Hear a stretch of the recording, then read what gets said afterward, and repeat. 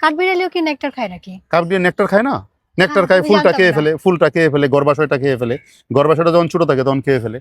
আমরা কিন্তু কিডনি চিকিৎসকের পাশে দাঁড়িয়ে আছি। এক্স্যাক্টলি। কেন বলছি? এই যে বন্যা, বরুণ বা বন্যা, এই উদ্ভিদে থেকে যে অ্যালকালয়েড আছে, সেই অ্যালকালয়েড কিডনি চিকিৎসার জন্য ব্যবহার করা হয়। এছাড়া এটা বিশেষ করে নদীর পাশে, ঝিলের পাশে প্রচুর পরিমাণে জন্মে। আরেকটা জায়গায় এটাকে রোপণ করা হয়, বিশেষ করে মন্দিরের কাছে। কেন বলো তো? আচ্ছা, এর বোটানিক্যাল নামটা জানো? হ্যাঁ জানি। বলো। ক্রেটিভা রিলিজিওসা। That is the answer.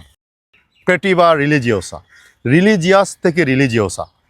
বিশেষ করে মন্দিরের পাশে এই উদ্ভিদটিকে রোপণ করা হয় বলেই এবং মন্দিরে উপাসনা করা হয় বলেই এই উদ্ভিদের ইপিথেট অংশের নামকরণটি করা হয়েছে রিলিজিওসা।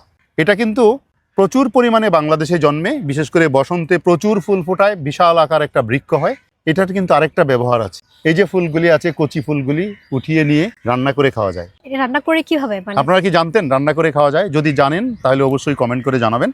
এই ফুলের পাপড়িগুলি উঠিয়ে এটার মধ্যে বেসন দিয়ে তারপরে চপ বানিয়ে খাওয়া যায়। তাহলে তো এটা এই ফুলের চপ হয়ে যাবে। ফুলের চপ হয়ে যাবে, সুস্বাদু হয়। এটা বেশ গুরুত্বপূর্ণ ঔষধি গুণ সম্পন্ন একটা উদ্ভিদ, বিশেষ করে কিডনির সমস্যায় যাদের রেনাল ইম্পেয়ারমেন্ট আছে তাদের পাতার নির্যাস এবং এর ফুলের নির্যাস খাওয়ানো হয়। এছাড়া চর্মরোগের জন্য, বিশেষ করে এর ফলটা যখন হয়, বন্যা ফল, টেনিস বলের মতো ছোট, এই ফলটা কেটে এই ফলের রস চর্মরোগে ব্যবহার করলে চর্মরোগ ভালো হয়। এবং যদি কারো কুষ্ঠকাঠিন্য থাকে তাহলে এই ফলটাকে পিষে সেই রস খাইয়ে দেওয়া হয়। স্যার এই ফলের হচ্ছে স্বাদটা কেমন হয়? স্বাদটা তো আসলে বিষাদ, আমি খেয়ে দেখিনি, এর গন্ধটা আমার ভালো লাগে নাই। তবে ঔষধ কখনো স্বাদের হয় না। যেহেতু মেডিসিন এটা হ্যাঁ মেডিসিন কখনো সম্পূর্ণ- স্বাদের জন্য কেউ খায় না। এই কারণেই প্রথম বলেছিলাম আমরা একজন কিডনি চিকিৎসকের পাশে দাঁড়িয়ে আছি। শুধু কিডনি চিকিৎসক নয়, এটা মানসিক প্রশান্তি আনতেও অনেক কাজে লাগে। মনে করো তোমার বাড়ির পাশে যদি কোনো খাল, নদী বা ঝিল থাকে, হ্যাঁ। এর পাশে বিশাল আকৃতির যখন এই বৃক্ষটা থাকবে, পুরা বৃক্ষটায় যখন এই ফুলটা ফুটে, দূর থেকে মনে হবে যেন একটা পুষ্প গুচ্ছ বা ফ্লাওয়ার ভাস মনে হবে। তখন মনে হবে যেন আমার বাড়ির পাশে বিশাল বিশাল বিশাল বিশাল বেশ কিছু ফ্লাওয়ার ভাস দেওয়া আছে। এই জন্যই অনেকের এই সব দৃশ্য দেখে মানসিক শান্তি আসে।